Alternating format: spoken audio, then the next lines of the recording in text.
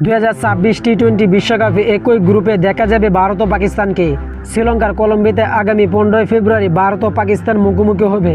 গত এশিয়া কাপে দুই দলের খেলোয়াড়ের হাত না মেলানো এবং পিসিবির প্রধান মহসিন নকভির কাছে থেকে ট্রফি না নেওয়াকে কেন্দ্র করে তৈরি হওয়া বিতর্কের পর এটি হবে প্রথম ভারত পাকিস্তানের ম্যাচ। ভারত ও পাকিস্তানের সঙ্গে একই গ্রুপে থাকছে যুক্তরাষ্ট্র, নেদারল্যান্ডস ও নামিবিয়া।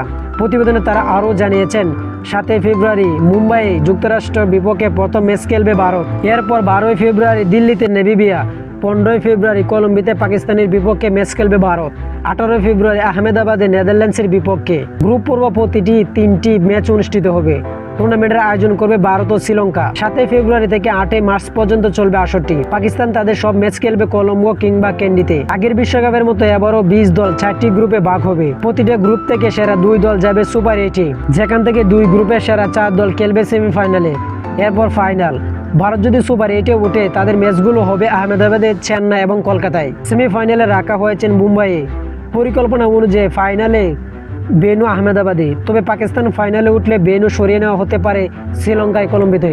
তো আশা করি যারা টি স্পোর্ট গ্যালারি চ্যানেলটি সাবস্ক্রাইব করেন নাই সবাই টি স্পোর্ট গ্যালারি চ্যানেলটি সাবস্ক্রাইব করবেন এবং ভিডিওটা ভালো লাগলে লাইক অ্যান্ড শেয়ার কমেন্ট করবেন। ধন্যবাদ সকলকে।